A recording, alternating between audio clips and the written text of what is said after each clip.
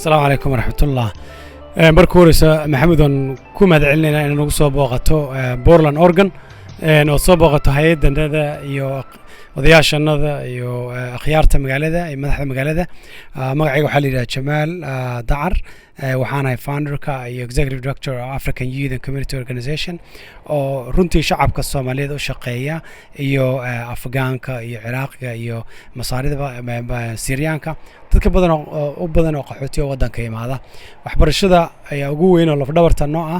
ilaa 37 iskuul baan ka shaqeynaa 570 caruur ayaan maalin walba wax barnaa after school program waxaan ka shaqeynaa crime victim advocacy ama dadka la dulmiyay aan u dacwoonaa oo xuquuqdooda ka doodnaa caafimaadka dadkeena ka shaqeynaa community engagement oo dhinaca rantiga iyo guryaha ijaarkooda ayaan ka shaqeynaa shaqaale waa 26 alxamdulillah building kan aan gadanay 3.6 milyan aan ku gadanay sanadkii hore oo hadda 200 kun baan nagu dhiman insha Allah waan dhameystiri doonaa gudahana waan ka shaqeyn doonaa insha Allah building san xafiis uga dhig lahayn waan ku soo dhaweynaynaa aadna wada maasantahay assalaamu calaykum weli dhismaha wuu socdaa laakiin hadda waa hoosh way socotaa oo u jeedaa dhalinyarada oo tababarada u imaadeen halkan oo anaka aan ku tababarno intana kiiba u joogaan ilaa samarkan iskuulada ay xiran yihiin waa inala joogi doonaan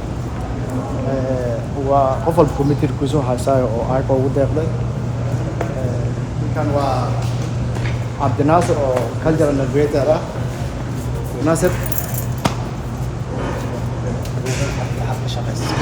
ناصر وحلا وداك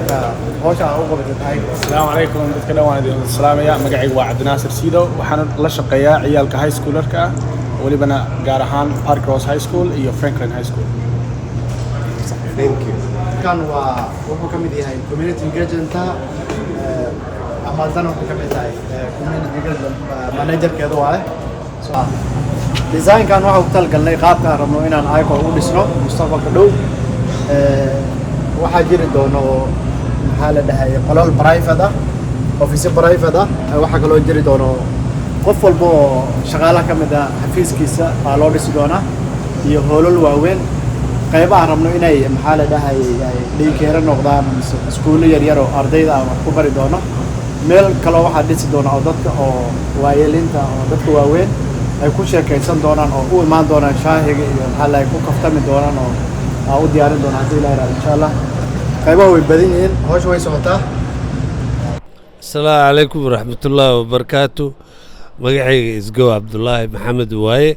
وحاشرف وين أهمانتا إن بوقشة وقلنا ماذا جمال وأهنين كالم وين كاجرو كوميونتي جينا الصومالية بورلاند أوريغون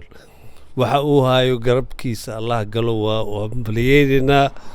waxuu kaalin weyn ayuu kaga jiraa community-ga Portland degan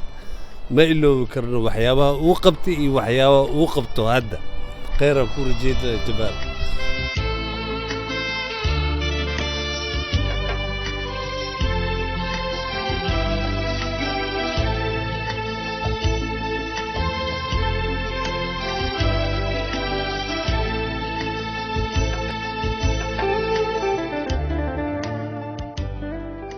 Thank you for listening. Please make sure to share, like, and subscribe to Runta News channel on YouTube, Facebook, and Twitter.